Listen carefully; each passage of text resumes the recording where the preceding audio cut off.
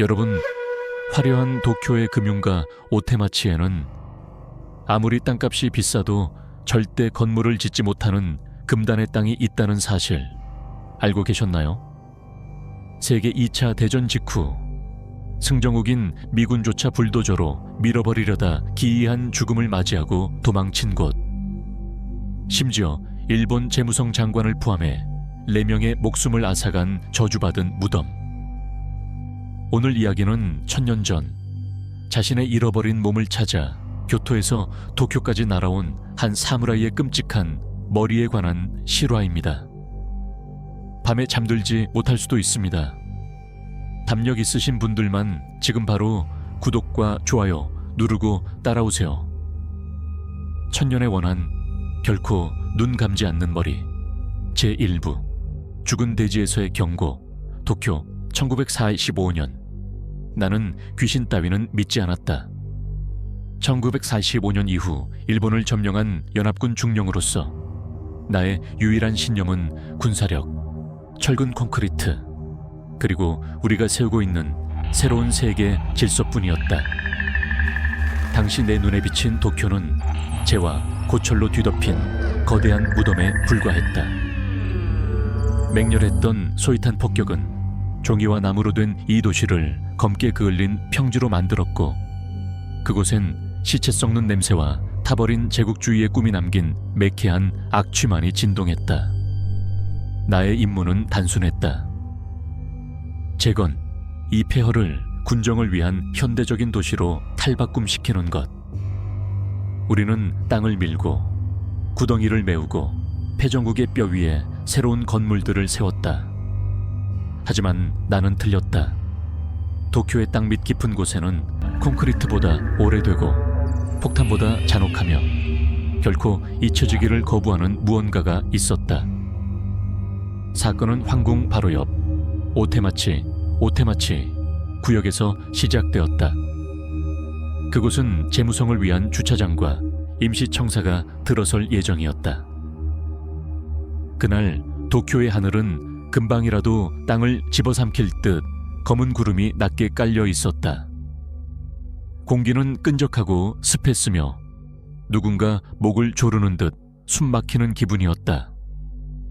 중령님, 공사장 북쪽 구역에 문제가 생겼습니다. 무정이 너머로 들려오는 부관의 목소리는 지직거리는 잡음 속에서도 당황한 기색이 역력했다. 나는 미간을 찌푸리며 진흙바닥에 담배꽁초를 비벼 껐다. 문제라니? 장비 고장인가? 아니면 일본인 인부들이 파업이라도 했나? 아닙니다. 아닙니다, 중령님. 사고입니다. 하지만 아주 기이합니다. 직접 오셔서 보셔야 할 것 같습니다.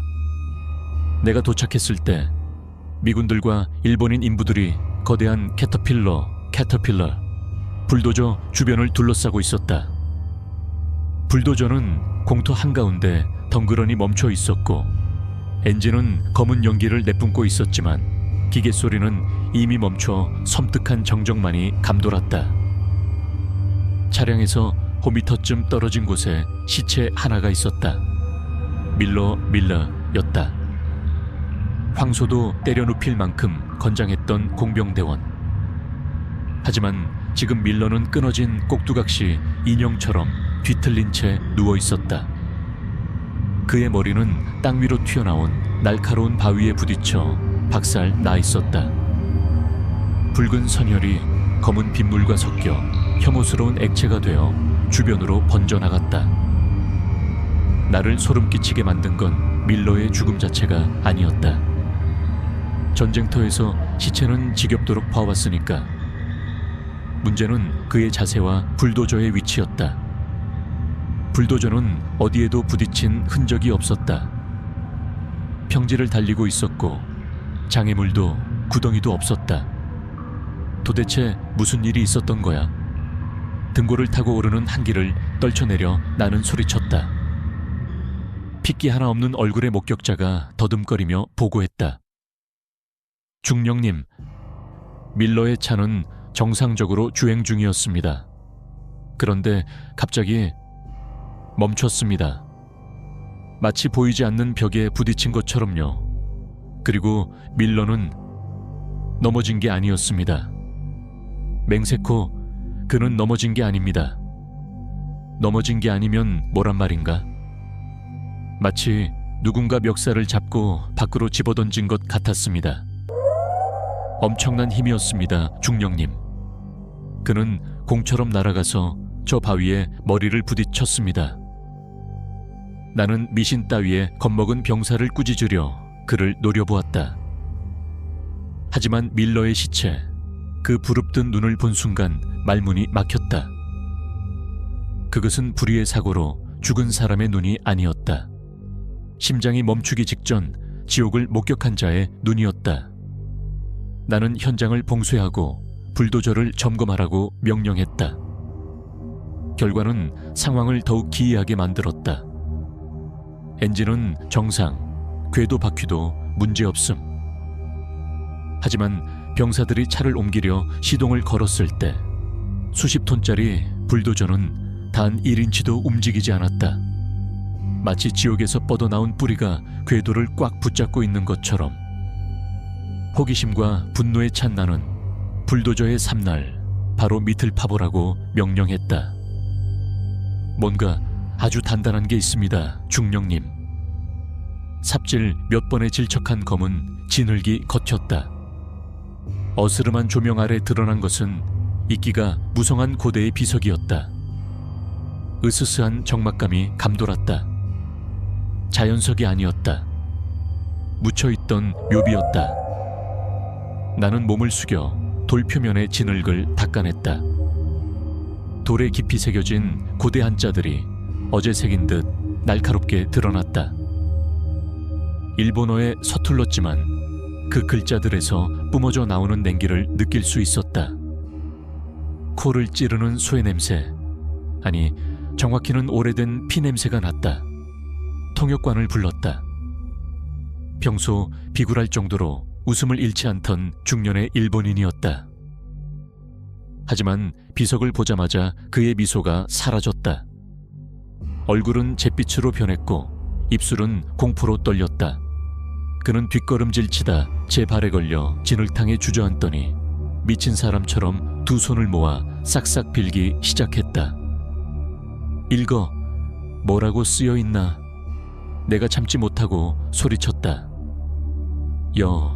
여긴 마사카도의 수급총, 쇼총, 머리 무덤입니다. 통역관이 마른 침을 삼키며 공포에 질린 목소리로 답했다. 마사카도, 그자가 누구지? 장군이라도 되나?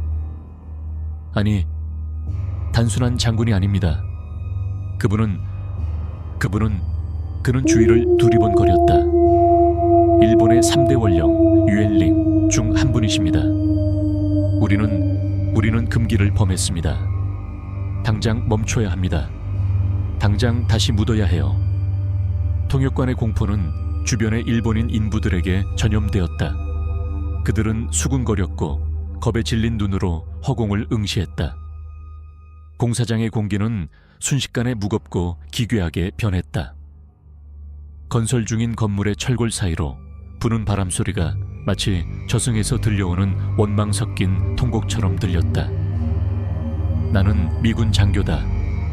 원주민들의 귀신 이야기 따위에 나약한 모습을 보일 순 없었다. 헛소리. 내일 공사를 재개한다.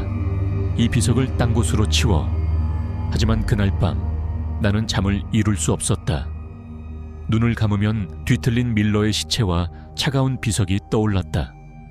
그리고 또 하나, 귓가에 맴도는 소리가 있었다. 바람 소리도 빗소리도 아니었다. 웃음소리였다.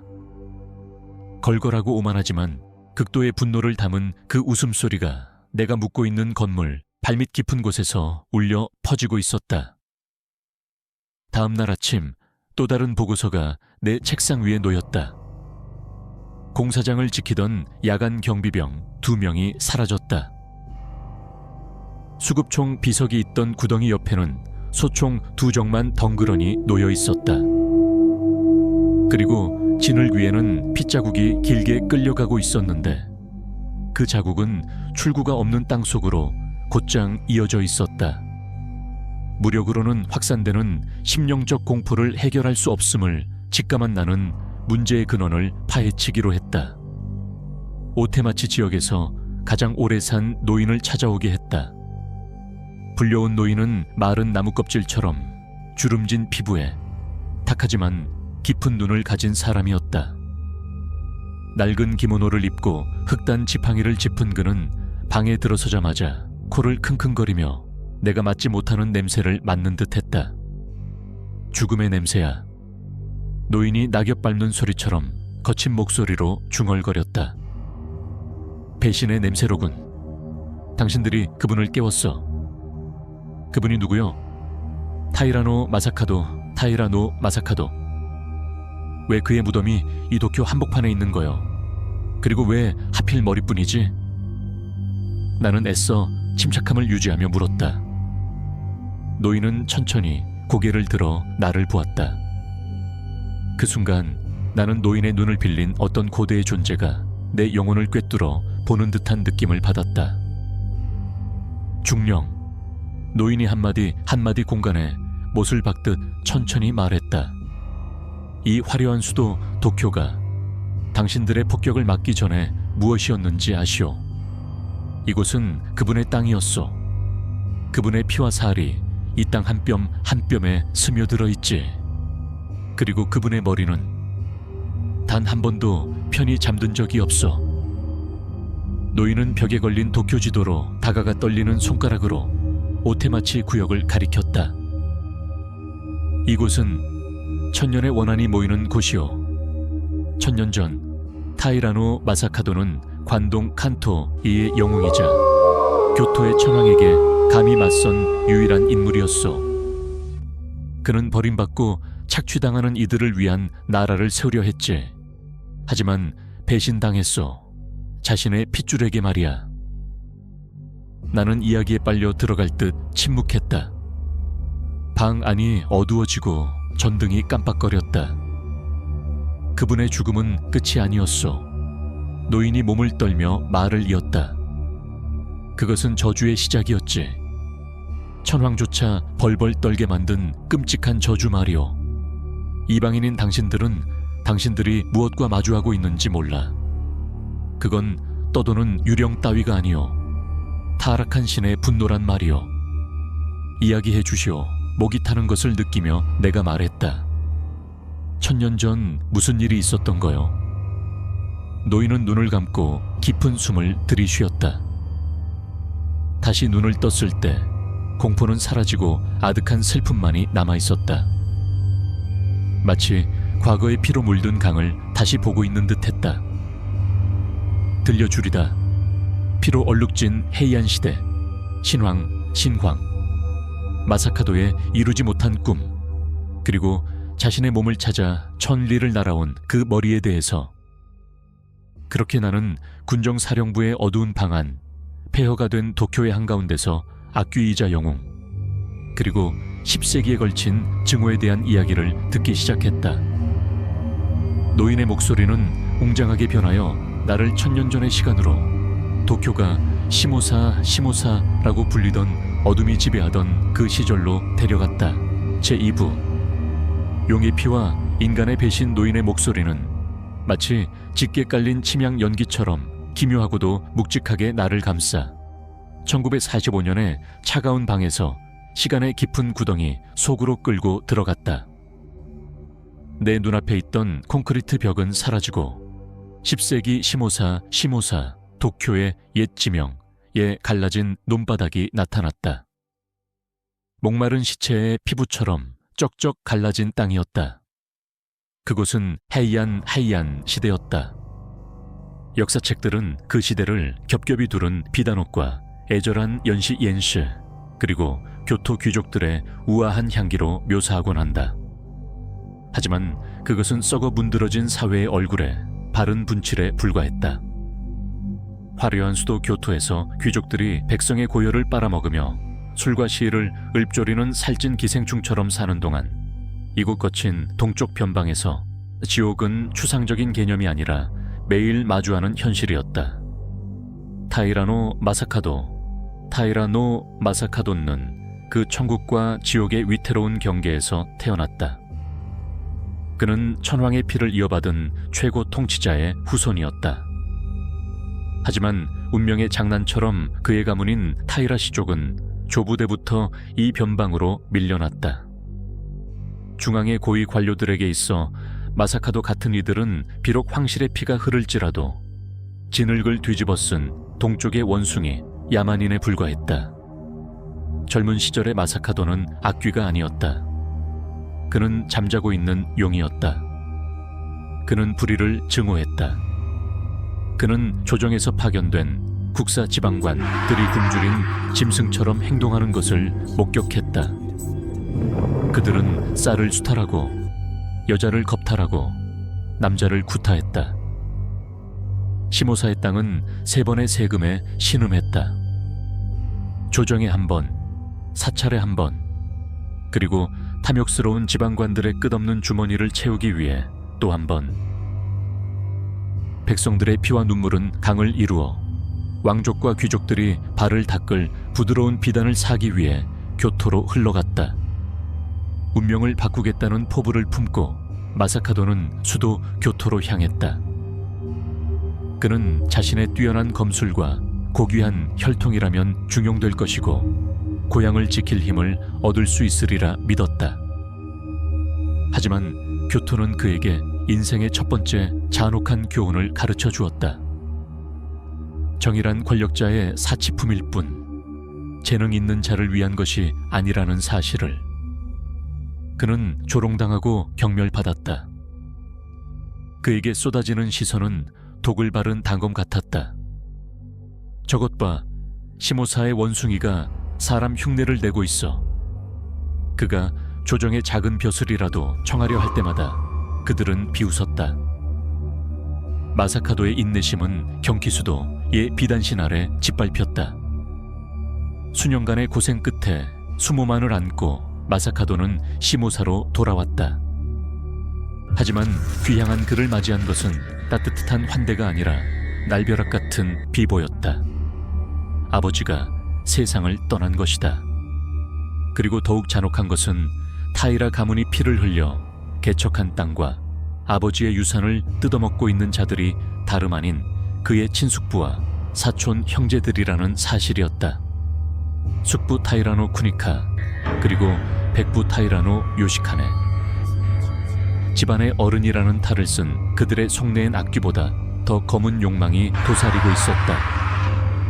그들은 마사카도를 아비를 잃고 보호받아야 할 조카로 보는 것이 아니라 권력을 장악하고 중앙조정에 아부하는 길을 방해하는 눈엣 가시로 여겼다. 중령 양반 노인이 갑자기 말을 멈추고 탁한 눈으로 나를 꿰뚫어 보듯 응시했다. 칼이 심장을 찌르는 것보다 더 고통스러운 게 뭔지 아시오? 바로 그 칼을 쥔 손이 내 가족의 손일 때요. 비극은 어느 해질녘 강가에서 시작되었다. 마사카도는 적은 수의 수행원을 이끌고 남은 영지를 순찰 중이었다. 강에서 불어오는 바람에는 진흙과 이끼의 비릿한 냄새가 섞여 있었다. 갑자기 날카로운 파공음이 정적을 찢었다. 슉! 화살 하나가 마사카도 바로 옆에 있던 병사의 어깨에 꽂혔다. 뜨거운 피가 튀어 마사카도의 뺨을 적셨다. 매복이다. 매복이야. 혼란스러운 비명과 함께 사람 키보다 높이 자란 갈대숲 사이로 수백 기의 기병대가 굶주린 늑대떼처럼 튀어나왔다. 말발굽 소리에 땅이 진동했다. 마사카도는 검을 뽑아들고 이글거리는 눈으로 적진을 훑었다. 그리고 순간 심장이 멎는 듯했다. 깃발, 타이라 가문의 상징인 나비 문양, 에이게하 초, 이 순화진 깃발이었다. 도적대의 깃발도 광운의 깃발도 아니었다. 그것은 바로 백부 타이라노 요시카네의 깃발이었다. 어째서입니까? 마사카도가 포효했다. 그 소리는 강물 위로 울려 퍼져 마치 상처 입은 짐승의 울부짖음 같았다. 요시카네 백부님, 어째서 조카에게 이러시는 겁니까? 철가면 너머로 지휘관의 차가운 웃음소리만이 돌아왔다. 애송이 녀석, 네가 뭐라도 되는 줄 아느냐? 교토에서 실패하고 돌아온 주제에 가문의 땅을 관리하겠다고? 너는 조정의 눈엣가시이자 타이라 가문의 수치다. 죽어라. 내 놈의 머리를 국사고시 나리들께 바칠 사주의 선물로 삼아주마. 추악한 진실이 드러났다. 그의 혈육들은 부패한 관리들에게서 안전과 녹봉을 보장받기 위해 핏줄의 정을 팔아넘긴 것이다. 그 썩어빠진 체제에 충성심을 증명하기 위해 조카를 죽이려 했다. 마사카도의 가슴 속에서 용암보다 뜨거운 분노가 폭발했다. 그것은 그의 순수함을, 인간으로서 남은 마지막 자비심마저 불태워 버렸다. 그 순간 효심 깊은 조카 마사카도는 죽었다. 남은 것은 전신 이잔셴, 아니 막 깨어난 흉신 총셴 뿐이었다. 죽여라, 모조리 죽여버려라. 마사카도는 말을 몰아 포위망 한가운데로 돌진했다. 그의 검은 춤추는 용처럼 번뜩였다. 칼날이 번쩍일 때마다 머리가 떨어져 나갔다. 적의 피가 그의 갑옷을 붉게 물들이더니 달빛 아래 섬뜩한 검붉은 색으로 변해갔다. 그는 기술로 싸우는 것이 아니었다. 원한으로 싸우고 있었다. 비록 수적 열세였지만 마사카 댁에서 뿜어져 나오는 기세는 요시칸의 병사들을 공포에 떨게 했다. 그들은 마사카도의 눈에서 인간의 눈빛이 아닌 시면을 보았다. 적의 말들이 주춤거리고 공포에 질려 울부짖으며 뱃머리를 돌려 도망치기 시작했다. 전투는 시체들이 강계 즐비하고 검은 강물에 핏물이 섞여 흐를 때쯤 끝났다. 마사카도는 거친 숨을 몰아쉬며 서 있었다. 손에 쥔 검에서는 여전히 비릿한 피가 뚝뚝 떨어지고 있었다. 승리했지만 쓰디쓴 승리였다. 그는 별 하나 없는 칠흑 같은 밤하늘을 올려다보았다. 처음으로 그는 기묘한 연결감을 느꼈다. 발밑의 땅이 진동하며 속삭이는 듯했다. 이 관동 땅에 묻힌 수많은 굶어 죽은 백성들의 원혼, 억울한 통곡 소리가 깨어나 그의 마음속으로 스며들어 분노의 힘을 더해주고 있었다. 조정이 나를 역적이라 부른다면 마사카도는 갈라진 목소리로 중얼거렸다. 하지만 그 소리는 영혼을 울렸다. 내가 너희가 본 적 없는 가장 위대한 역적이 되어주마. 나는 이 땅을 지키는 것만으로 끝내지 않겠다. 배신자들의 피로, 설령 그것이 내 일족의 피라 할지라도 이 땅을 붉게 물들일 것이다. 그날 밤 마사카도는 잠들지 않았다. 흔들리는 횃불 아래 앉아 검을 닦을 뿐이었다. 벽에 비친 그의 그림자는 거대하고 일그러져 마치 이빨을 드러낸 악귀처럼 보였다. 가문의 전쟁은 처절했다. 마사카도는 차례차례 숙부들의 연합군을 격파했다. 더 이상의 자비는 없었다. 한때 가족이었던 자들도 붙잡히면 목숨으로 대가를 치러야 했다. 마사카도의 명성은 불길처럼 빠르게 퍼져나갔다. 억압에 시달리던 시모사의 백성들은 그를 숭배하기 시작했다.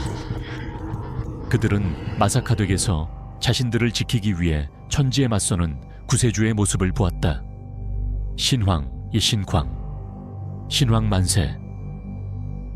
그 외침은 허름한 오두막에서부터 가난한 시장통까지 울려 퍼지기 시작했다.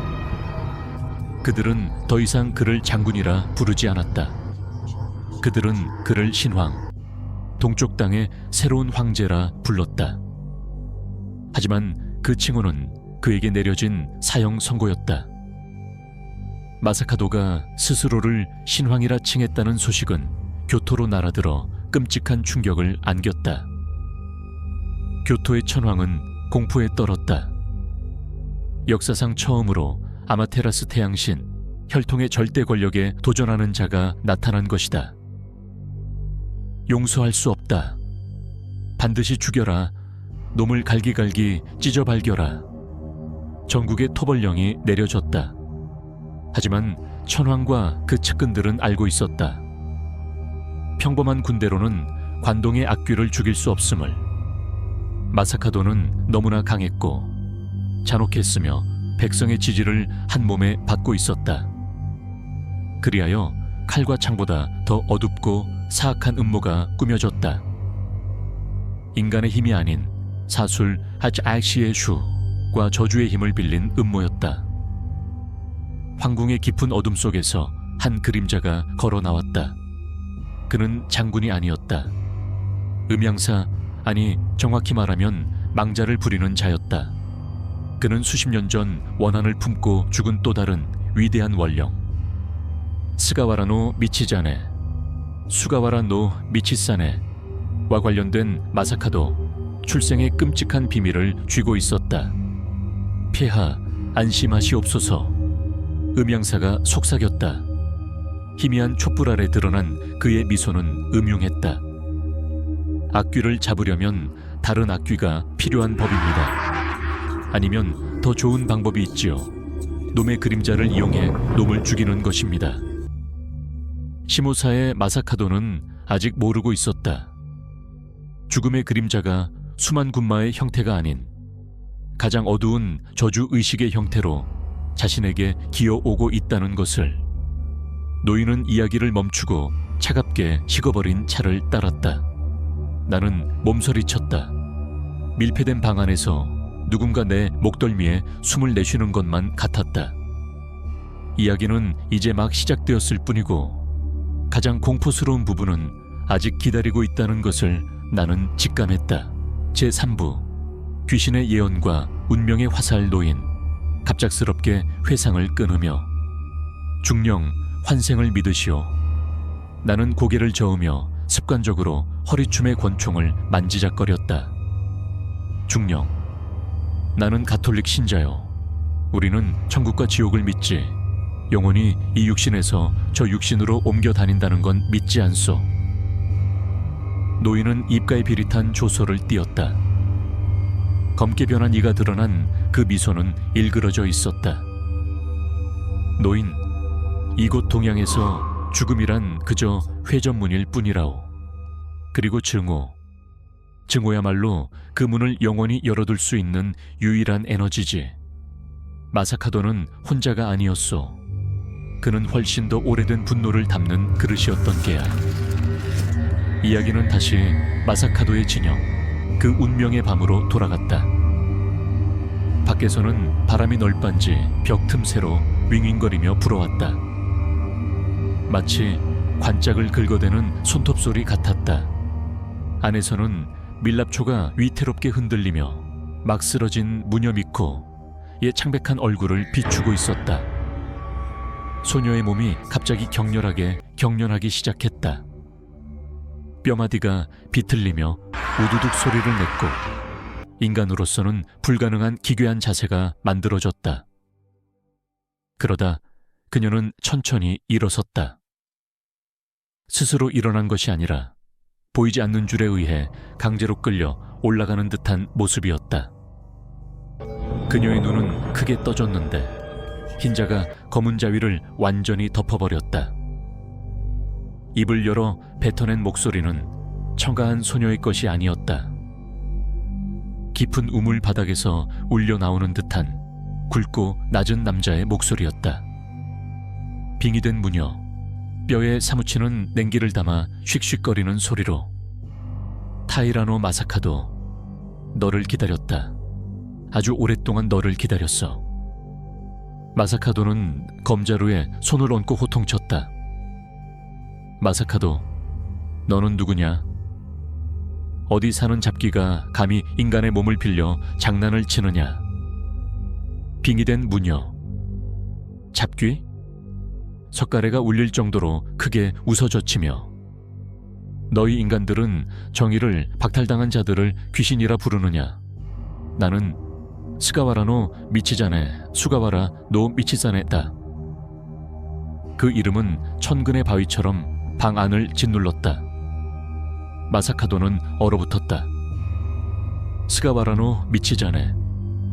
조정에서 가장 학식 높은 대학자였으나 후지와라 가문의 모함으로 30년 전 머나먼 규슈 다자 이후로 유배되어 죽은 인물. 전설에 따르면 그가 죽은 후 그의 원하는 뇌신 엘레이션 텐진이 되어 황궁의 벼락을 내리꽂았고 그를 해친 자들을 죽이고 천황을 공포로 미치게 만들었다고 했다. 그는 그 시대 최초이자 가장 강력한 원령 웬링이었다. 빙의된 무녀, 나와 너는. 소녀의 입에서 목소리가 계속 흘러나왔다. 같은 날, 같은 달에 태어났다. 우리의 운명은 배신이라는 끈으로 단단히 묶여있지. 나는 교토의 귀족 놈들에게 북끝으로 살해당했고 너는 지금 칼끝으로 살해당하려 하고 있다. 마사카도, 나의 명을 들어라. 소녀는 양팔을 벌렸다. 벽에 드리워진 그림자는 관복을 입은 조정관리의 형상으로 길게 늘어졌다. 빙의된 무녀, 내게 신황, 신황, 새로운 황제의 칭호를 내리노라. 천지가 내리는 이 위임장을 받아라. 나를 대신해 저 썩어빠진 천황의 핏줄을 뒤엎어라. 관동을 너만의 왕국으로 만들고 그 후에는 교토로 징역하여 모든 것을 불태워 버려라. 마사카도는 악령에 씌인 소녀를 뚫어지게 쳐다보았다. 가슴속에서 맹렬한 야망의 불길이 치솟아 이미 품고 있던 원한과 섞여 들어갔다. 그는 더 이상 고향을 지키려는 무장이 아니었다. 그는 아니 정확히는 귀신에게 선택받은 자였다. 마사카도, 명을 받들겠습니다. 마사카도는 무릎을 꿇었다. 소녀가 아닌 자신의 운명을 집어삼키고 있는 저 거대한 검은 그림자 앞에 마사카도가 원령 미치자네로부터 천명을 받았다는 소문은 삽시간에 퍼져나갔다. 그것은 그의 신왕으로서의 입지를 굳히고 민심을 절대적으로 복종하게 만들었지만 동시에 교토 조정의 공포를 극로로 치닫게 했다. 교토의 황궁 스자쿠 천황은 옥좌 위에서 벌벌 떨고 있었다. 마사카도의 군사력과 미치자네의 영적 원한, 이 두 마리 악귀가 하나로 합쳐졌다는 소식은 조정을 패닉 상태로 몰아넣었다. 평범한 칼과 창은 실패했다. 그들은 초자연적인 힘에 맞서기 위해 초자연적인 무기가 필요함을 깨달았다. 긴급 조치기 내려졌다. 군대 소집령이 아니었다. 엔리아쿠지, 도지, 토지 등 전국의 유명한 사찰과 신사의 고승들을 모조리 소집하라는 명령이었다. 스자쿠 천황, 공포에 질려 비명을 지르며 조복 디아 후 악마를 굴복시키는 의식을 거행하라. 부처와 신들의 모든 권능을 빌려 그자를 저주하라. 그자가 죽기를 원한다. 그자의 영혼이 영원히 갇히기를 원한다. 그리하여 역사상 유례없는 영적 전쟁이 시작되었다.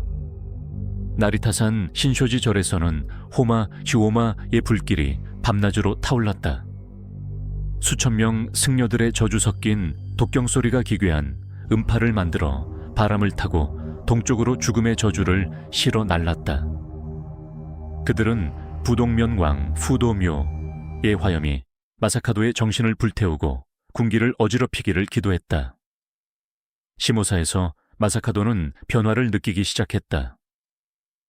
눈앞의 적 때문이 아니라 자기 자신에게서 오는 변화였다. 매일 밤 도끼로 머리를 쪼개는 듯한 두통이 그를 괴롭혔다.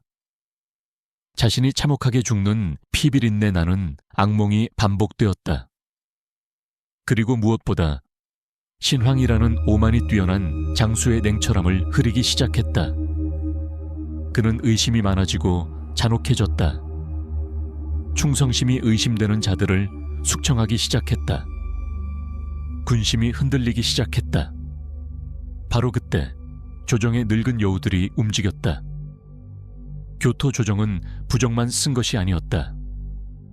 황금과 벼슬도 사용했다.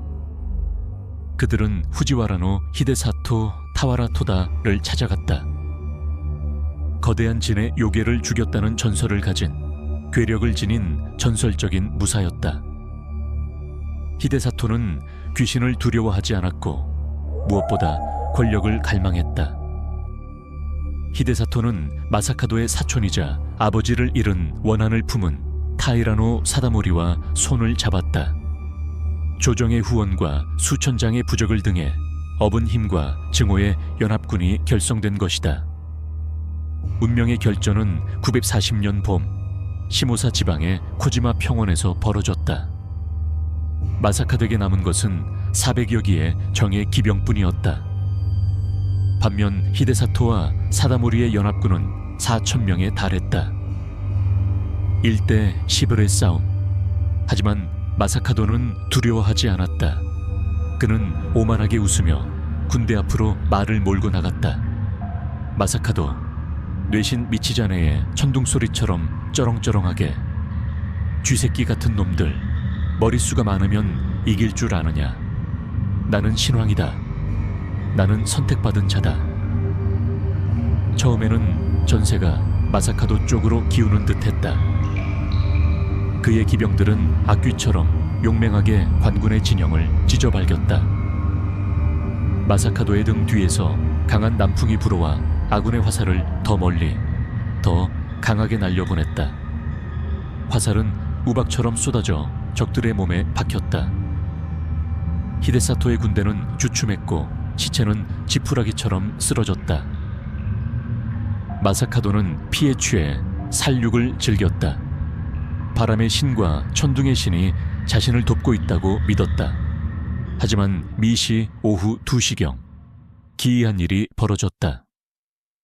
멀리 교토의 사찰들이 일제히 종을 울리고 마사카도의 이름을 쓴 증 지푸라기 인형을 태우던 그 순간 검은 연기가 하늘 높이 치솟았다. 조복의 저주가 효력을 발휘한 것이다. 하늘이 갑자기 어두워졌다. 검은 구름이 마사카도의 머리 위에서 소용돌이쳤다. 그리고 바람의 방향이 바뀌었다. 그를 돕던 남풍이 거짓말처럼 뚝 끊기더니 북쪽에서 차갑고 매서운 광풍이 몰아쳤다. 자연적인 바람이 아니었다.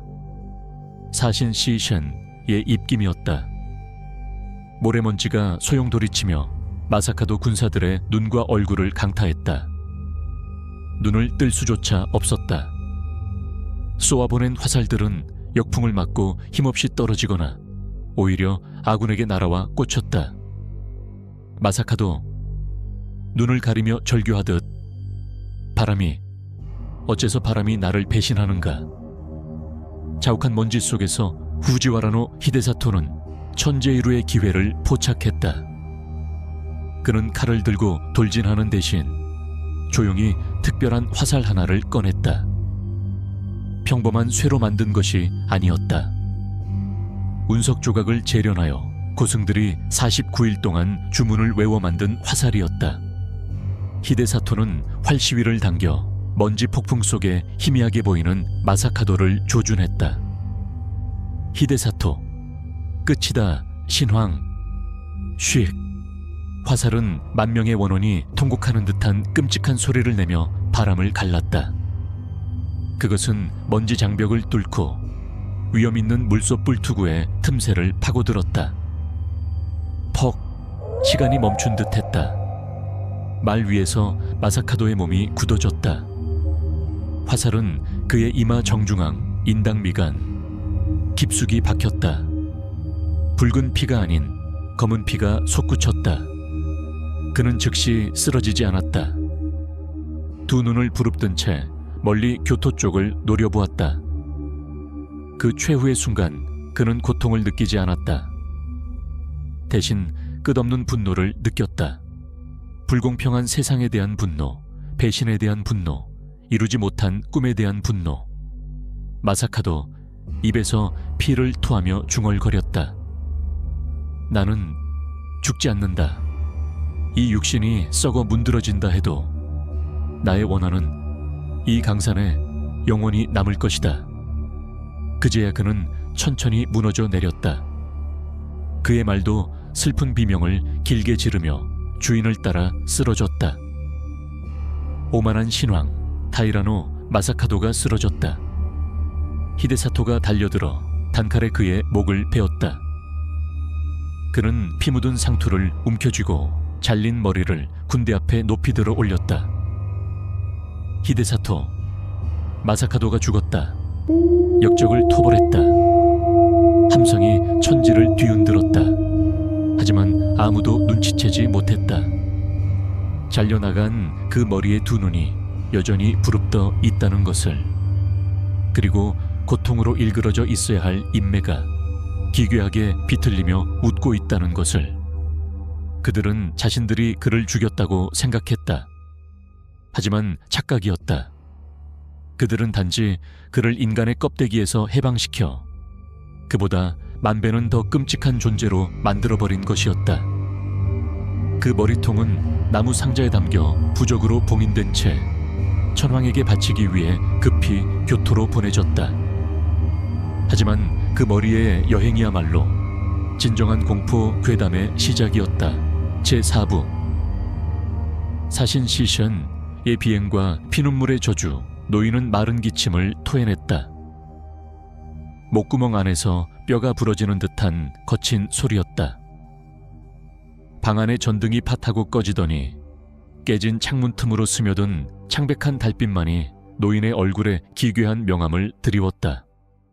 노인, 중령 머리 없는 시체를 본 적 있소? 끔찍하지, 그렇고 말고. 하지만 내 말을 믿으시오. 몸 없는 머리는 그보다 만배는 더 끔찍하다오. 특히 그것이 말을 할 때는 말이오. 이야기는 마사카도의 죽음으로부터 몇 주 후 화려한 수도 교토로 옮겨갔다. 신황의 수급 쇼지. 이 담긴 나무 상자는 최고의 전리품으로서 스자쿠 천황에게 바쳐졌다. 조정은 환호했다. 그들은 신복지환을 제거한 것을 자축하며 술이 강물처럼 흐르는 연회를 밤낮으로 열었다. 천하의 본보기를 보이기 위해 조정은 마사카도의 머리를 시치조. 강변 중죄인들을 처형하고 시체를 효수하던 곳에 매달라고 명령했다. 그 머리는 긴 창 끝에 꽂혀 사람들이 오가는 삼거리 한복판에 세워졌다. 그 옆에는 죄목을 적은 나무 팻말이 서 있었다. 역적 타이라노 마사카도, 감히 천황의 위엄을 범한 자 첫날. 교토의 백성들은 개미떼처럼 몰려와 구경했다. 그들은 진흙과 말라붙은 피로 얼룩진 패장의 얼굴을 손가락질하고 비웃으며 돌을 던졌다. 하지만 사흘째 되던 날, 교토 사람들의 입가에서 웃음기가 사라졌다. 괴이한 현상이 일어나기 시작했다. 한여름에 자결하는 태양 아래 옆에 걸린 다른 죄수들의 머리는 부패하여 악취를 풍기고 파리떼가 들끓었지만 마사카도의 머리만은 여전히 생생했다. 얼굴 피부는 혈색이 돌았고 두 눈은 혜성처럼 형형하게 부릅뜨고 있었으며 무엇보다 파리 한 마리도 감히 그 위에 앉지 못했다. 밤이 되어 강변에서 안개가 피어올라 처형장을 감싸자 경비병들은 기이한 소리를 듣기 시작했다. 처음에는 이 가는 소리였고 그 다음은 신음소리, 그리고 마침내 으르렁거리는 짐승 같은 소리가 들려왔다. 마사카도의 머리. 춥다. 내 몸은 어디 있느냐. 추워. 경비병들은 핏기 없는 얼굴로 서로를 쳐다보았다. 횃불을 들어 창 끝을 비췄다. 일렁이는 불빛 아래 그들은 해골의 눈동자가 이리저리 굴러다니며 병사들 한 명 한 명을 노려보는 것을 보았다. 그리고 보랏빛으로 질린 그 입이 천천히 벌어지며 하얀 이빨을 드러냈다. 마사카도의 머리. 너희들 내 몸이 어디 있는지 보았느냐. 병사들의 비명소리가 교토의 고요한 밤을 찢었다. 소문은 역병처럼 빠르게 퍼져나갔다. 마사카도의 머리가 살아있다. 공포가 수도를 덮쳤다. 시장은 텅 비었고 해만 지면 집집마다 문을 걸어 잠갔다. 아무도 시치조 강변을 지나려 하지 않았다. 하지만 마사카도는 그들을 놓아줄 생각이 없었다. 효수된 지 7일째 되던 밤, 정사, 생시와 야사, 예시 모두에 기록될 만큼 충격적인 사건이 발생했다. 그날 밤 교토의 하늘은 달도 별도 없는 먹물처럼 캄캄했다. 갑자기 마른 하늘에 천둥이 굉음을 내며 울렸다. 시퍼런 번개 한 줄기가 마사카도의 머리가 꽂힌 창으로 내리꽂혔다. 재로 변하는 대신 머리는 차가운 달빛 같은 하얀 광채를 뿜어내기 시작했다. 마사카도의 머리, 하하하, 기억났다. 나는 신황이다. 이런 곳에서 죽을 수는 없어. 마사카도의 광소, 쿠왕샤오는 경성 전체에 울려 퍼졌고 황궁 깊숙한 곳 천황의 잠자리까지 파고들어 그를 식은땀에 젖어 깨어나게 만들었다. 벌벌 떨며 포위하고 있던 수백 명의 병사들이 지켜보는 가운데 마사카도의 머리는 스스로 창끝에서 솟아올랐다. 잘려나간 목구멍에서 선혈이 폭포수처럼 쏟아졌지만 땅으로 떨어지지 않고 붉은 안개가 되어 머리를 감쌌다. 마사카도의 머리. 돌아가자. 관동으로 돌아가자. 내 몸을 찾아 다시 전쟁을 시작하는 거다. 머리는 귀를 찢을 듯한 괴성을 지르더니 도깨비불처럼 허공으로 솟구쳤다. 그것은 교토 상공을 몇 번 선회하더니 이글거리는 눈으로 황궁을 마지막으로 내려다보며 원독 서린 저주를 퍼부었다. 마사카도의 머리, 나는 다시 돌아올 것이다. 나의 핏줄은 반드시 다시 돌아올 것이다. 그리고는 동쪽을 향해 맹렬히 날아가며 밤하늘을 가로지르는 긴 하얀 궤적을 남겼다. 당시 일본 사람들은 그날 밤 미친 듯한 웃음소리와 이 가는 소리를 내며 거꾸로 날아가는 혜성을 보았다고 전한다. 토카이도 길을 따라 그 머리가 지나간 곳의 나무들은 말라 죽었고 자던 새들은 강력한 사기 시치에 닿아 그 자리에서 떨어져 죽었다. 머리는 꼬박 사흘 밤낮을 쉬지 않고 날아 천리 길을 넘어 첩첩산중을 지나 마침내 자신이 태어나고 싸웠던 땅 시모사에 도착했다. 시바사키 마을, 오늘날의 도쿄 오테마치.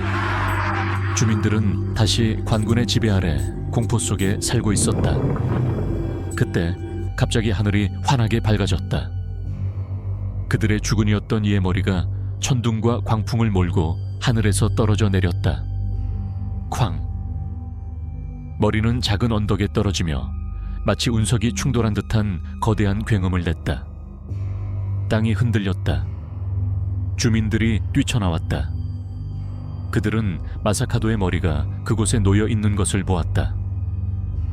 눈은 마침내 감겨 있었지만 입술을 얼마나 세게 깨물었는지 피가 배어나와 있어 죽어서도 식지 않은 원한을 보여주고 있었다.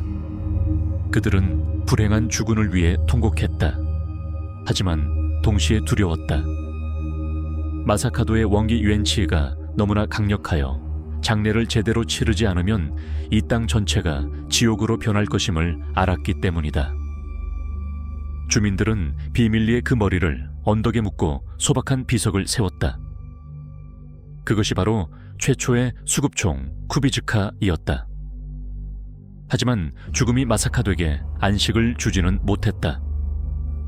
오히려 그 죽음은 그를 도쿄 땅을 지배하는 가장 강력한 온료 원령로 만들었다. 매장 직후부터 무덤 주변에서 기이한 현상들이 일어났다.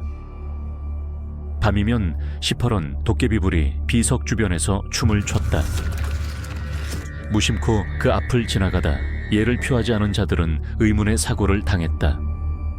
다리가 부러지거나 미쳐버리거나 집에 돌아가 그날 밤 피를 토하고 죽는 자도 있었다. 무덤 주변은 금단의 땅이 되었다.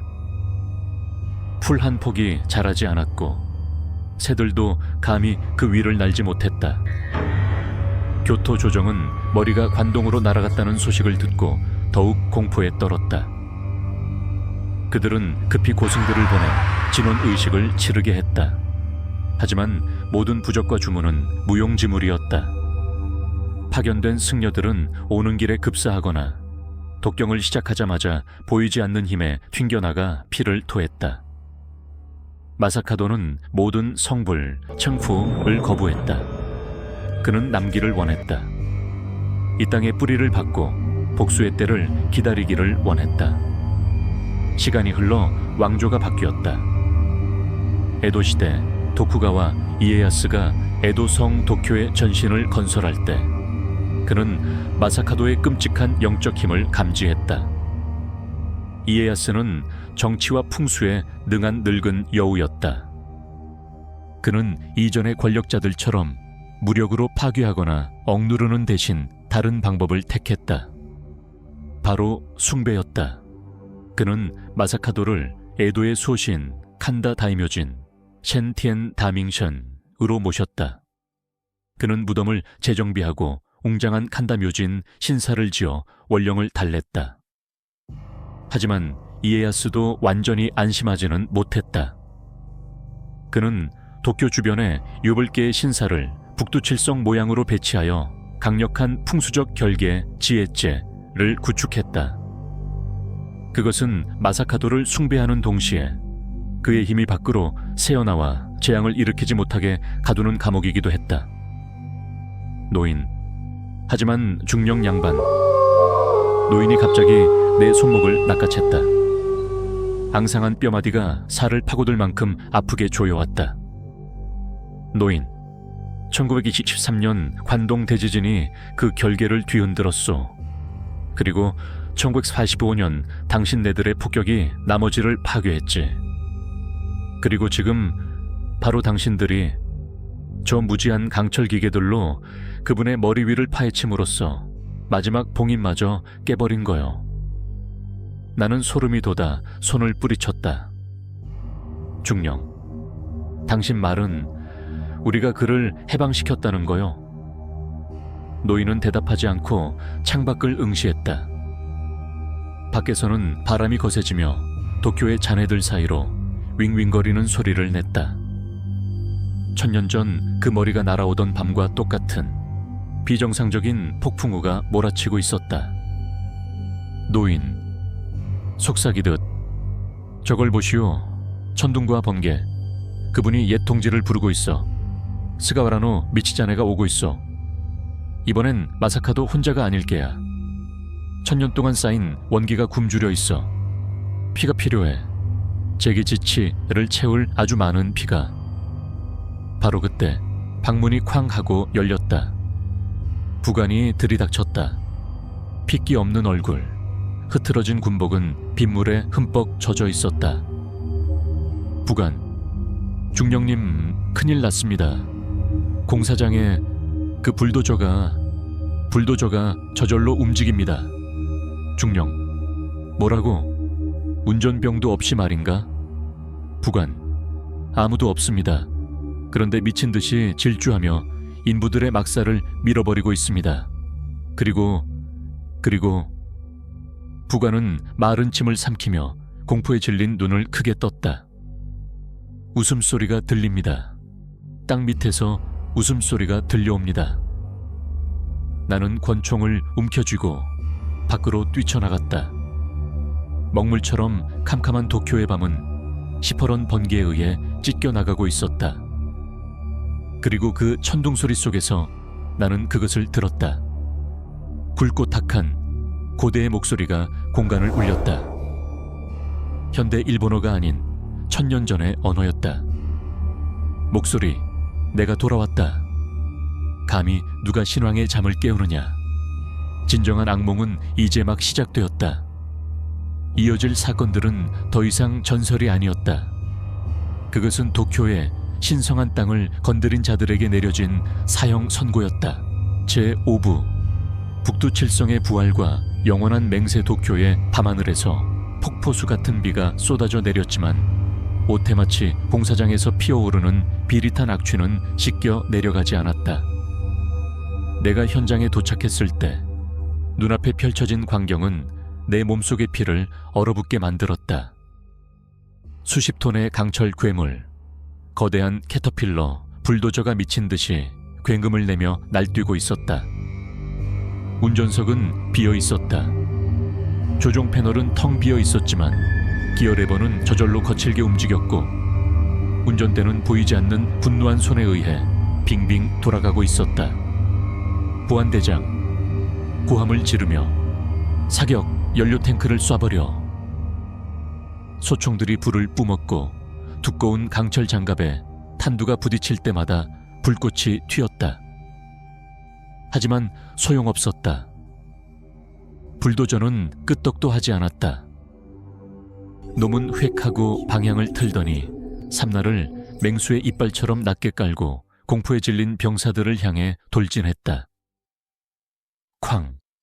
나무로 된 감시탑이 들이받쳐 무너져 내렸다.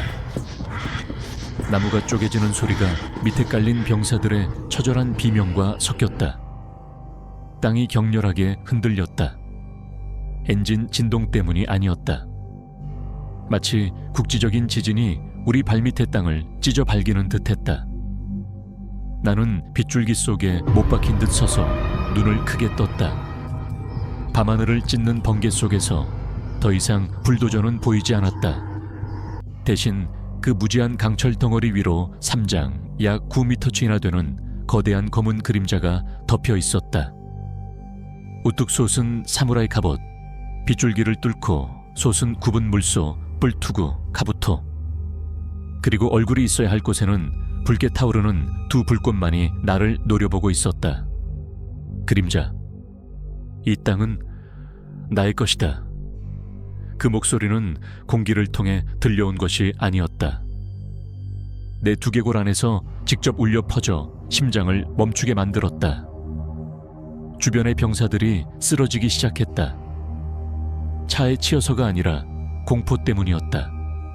그들은 머리를 감싸쥐고 진흙탕을 뒹굴며 거품을 물었고 고대 일본어로 알 수 없는 말을 짓거렸다.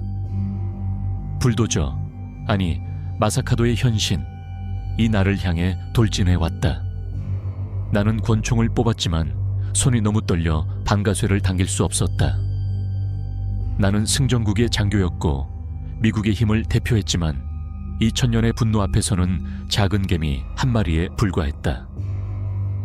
차가운 강철 삼날이 내 코앞까지 닥친 순간 작은 그림자가 내 앞을 가로막았다. 노인이었다. 방 안에 있을 때처럼 떨거나 두려워하는 기색은 없었다. 그는 허리를 꼿꼿이 펴고 양팔을 벌린 채 흑단 지팡이를 피르침처럼 진흙바닥에 꽂아 넣었다. 노인, 천둥 소리를 뚫고 쩌렁쩌렁하게 멈추시오, 신왕이시여, 부디 노여움을 거두소서. 불도저가 멈칫했다. 엔진은 으르렁거리며 노인의 얼굴에 검은 매연을 뿜어댔지만 단 한 발자국도 더 나아가지는 못했다. 노인, 나를 돌아보며 이글거리는 눈빛으로 이들은 무지한 이방인들입니다. 이 땅의 법도를 모릅니다. 중령, 무릎 꿇으시오. 살고 싶다면, 부하들을 살리고 싶다면 당장 무릎을 꿇으란 말이오. 중령, 민족적 자존심이 미약하게 고개를 들며 나는 미군 장교요. 노인, 주름진 얼굴에 빗물을 맞으며 일갈했다. 이곳엔 미국도 일본도 없소. 오직 삶과 죽음만이 있을 뿐이오.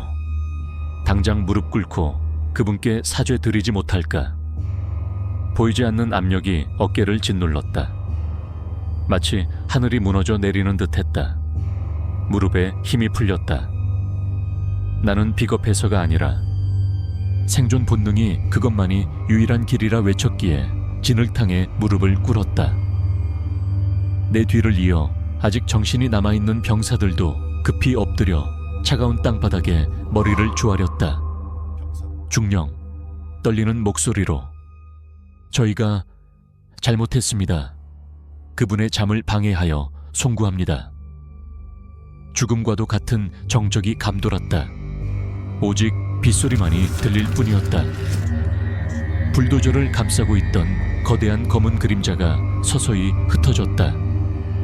붉게 타오르던 두 불꽃도 희미해지더니 완전히 꺼졌다. 불도저의 엔진이 마지막으로 한번 몸을 떨더니 멈췄다. 노인이 거친 숨을 내쉬며 쓰러졌다. 나는 급히 달려가 그를 부축했다.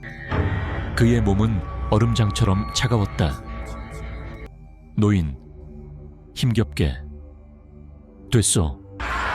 그분이 받아들이셨소. 당분간은 말이오. 하지만 명심하시오. 중령, 다시는 절대로 그분의 머리 위에 어떤 것도 짓지 마시오.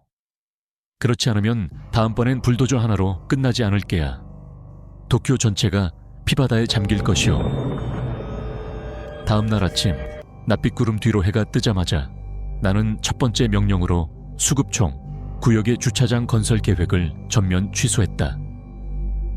우리는 파헤친 구덩이를 다시 메우고 비석을 다시 세웠으며 우리가 할 수 있는 가장 정중한 신토 양식으로 제사를 지냈다. 하지만 마사카도의 저주 이야기는 1945년에 끝나지 않았다. 그것은 영원한 경고처럼 끈질기고 잔혹하게 이어졌다. 미군이 철수한 후 일본 대장성, 현 재무성이 그 땅을 접수했다. 과거의 경고와 내가 남긴 기록을 무시하고 그들은 묘역을 미신이라 치부하며 무덤을 둘러싸는 형태로 청사를 지었다. 그리고 그 대가는 우두머리들의 목숨이었다. 이후 몇 년 동안 마사카도의 저주는 대장성 관료들의 머리 위로 떨어졌다. 무려 14명의 관료가 줄줄이 의문사했다.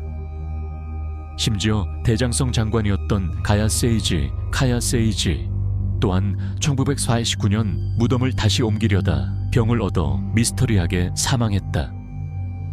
더욱 끔찍한 것은 어느 맑은 날 대낮에 벼락이 대장성 청사를 강타한 사건이었다. 벼락은 정확히 마사카도의 무덤을 내려다보는 창문이 있는 최상층을 태워버렸다. 건물 직원들은 벼락이 치기 전 통풍구에서 낄낄거리는 웃음소리를 들었다고 증언했다. 극도의 공포에 질린 대장성은 결국 건물의 일부를 허물어 무덤 주변에 탁 트인 공간을 만들어 주어야 했다.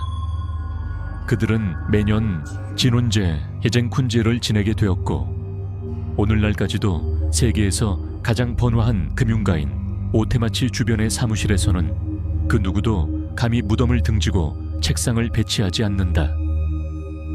그것은 불문율이다. 신황에게 등을 보이지 말라. 이제 늙어서 뉴욕 교외의 평화로운 집에서 이 글을 쓰는 지금도 나는 그 해의 폭풍 후 치던 밤을 잊을 수 없다. 사무라이 유령의 불타는 눈빛과 초자연적인 힘 앞에 무릎 꿇었던 나 자신의 떨림을 생생히 기억한다.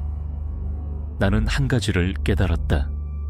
인간은 마철루를 짓고 달에 가고 원자폭탄을 만들 수 있다. 하지만 땅속 깊은 곳, 피와 눈물과 분노로 키워진 고대의 힘은 우리가 결코 이기거나 통제할 수 없다는 것을. 오늘날의 도쿄는 넌사인이 반짝이는 현대적이고 번화한 도시다. 하지만 지도를 자세히 들여다보면 6개의 고대 신사가 여전히 도시 곳곳에 흩어져 북두칠성 모양을 이루고 있음을 알 수 있다. 그것은 도쿠가와 장군이 마사카도를 가두기 위해 만든 봉인이자 사슬이다. 하지만 어떤 봉인도 시간 앞에서는 닳아 없어지기 마련이다. 그리고 오테마치, 저 콘크리트 정글 속 마철루의 그늘 아래 타이라노 마사카도의 머리는 여전히 그곳에 있다. 천년된 두 눈을 부릅뜨고 세상의 변화를 지켜보며 기다리고 있다. 인간이 다시금 경외심을 잊고 탐욕과 배신이 득세할 그날을. 그때가 되면 신황은 다시 깨어날 것이고 그의 천둥소리는 다시 한번 도쿄의 하늘을 뒤흔들 것이다. 오테마치를 지날 때는 조심하시오. 떠들지 마시오. 불경하지 마시오. 그리고 무엇보다 절대로 그 무덤에 등을 보이지 마시오. 왜냐하면 그분은 여전히 보고 계시니까. 지금도 도쿄 오테마치의 회사원들은 이 무덤에 등을 보이지 않도록 책상 배치를 신경 쓴다고 합니다. 과연 1945년 그날 밤 미군 중령이 본 것은 단순한 환각이었을까요? 아니면 정말로 분노한 신왕의 모습이었을까요? 도쿄에 가게 된다면 혹시라도 오테마치 빌딩 숲을 지날 때 발밑을 조심하십시오. 그가 여전히 두 눈을 부릅뜨고 당신을 지켜보고 있을지 모르니까요. 오늘 이야기가 흥미로우셨다면 구독과 좋아요 부탁드립니다. 여러분은 이 저주를 믿으시나요? 댓글로 여러분의 생각을 남겨주세요. 그럼 다음에도 더 소름 돋는 미스터리로 찾아오겠습니다. 안녕히 계십시오.